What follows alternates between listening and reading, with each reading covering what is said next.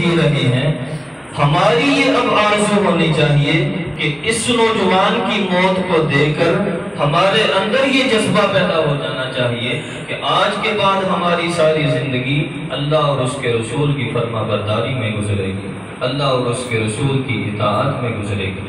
ایک بزرگ تھے، یہ ضمناً واقعہ میرے ذہن میں آ گیا۔ ایک بزرگ تھے، کسی آدمی نے ان کو دیکھا کہ وہ بازار میں بیٹھے ہیں اور زاروں قطار روتے ہی جا رہے ہیں۔ وہ آدمی ان بزرگوں کو دیکھ کر چل دیا۔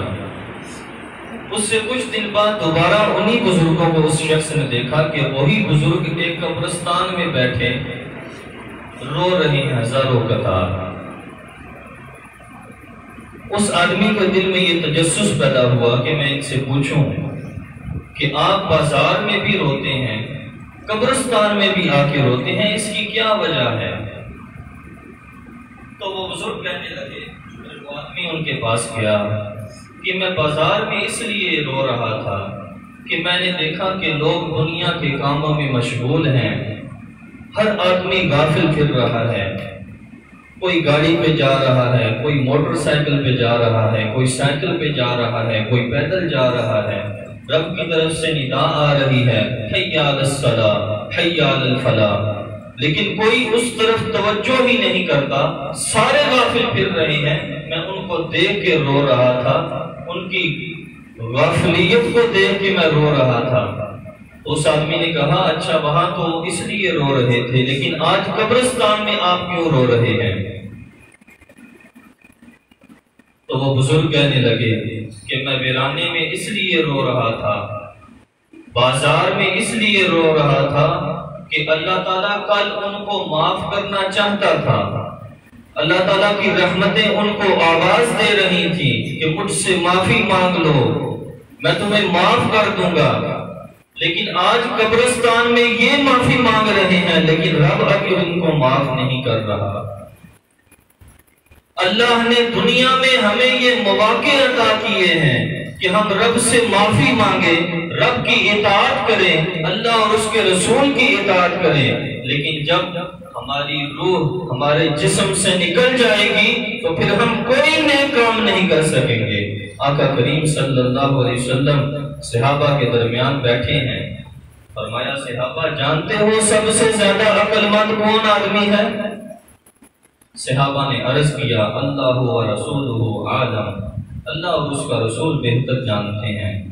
تو آقا کریم صلی اللہ علیہ وآلہ وسلم نے ارشاد فرمایا، سب سے زیادہ عقل مند، سب سے زیادہ دانا آدمی وہ ہے جو اپنی موت کی احسن طریقے سے تیاری کرتا ہے، جو اپنی آخرت کو سنوارنے کے لیے نیک اعمال کو بچا لاتا ہے۔ یہ رشتہ داریاں ہمارے یہیں رہ جائیں گی۔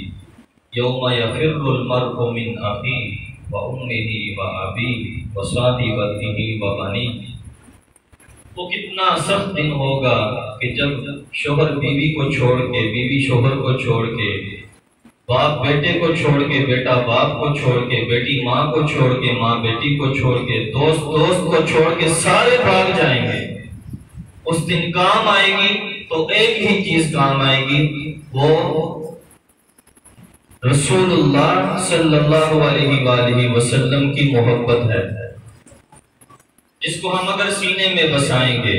آقا کریم صلی اللہ علیہ وآلہ وسلم کل قیامت کے دن جب اپنے مقام محمود پر فائز ہوں گے، سارے لوگ حضرت آدم علیہ السلام کے پاس جائیں گے مدد کے لیے، واپس لوٹا دیا جائے گا موسیٰ علیہ السلام، عیسیٰ علیہ السلام، نوح علیہ السلام۔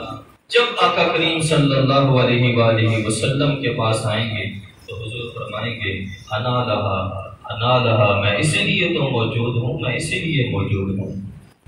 تو آج صاحب وہ وقت ہے، اپنی زندگی کو اللہ اور اس کے رسول کی اطاعت میں لگا دیں، جتنے بھی برے کام ہیں سب کو چھوڑ دیجئے۔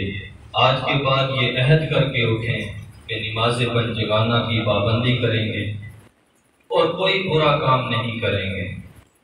یہ گانے باجے سننا چھوڑ دیں، سننا ہے تو نعت رسول مقبول سنیں، اللہ کا قرآن سنیں، زندہ ہو جائے گی آپ کی روح، اور سمر جائے گی آپ کی قبر بھی، اور سمر جائے گی آپ کی آخرت میں۔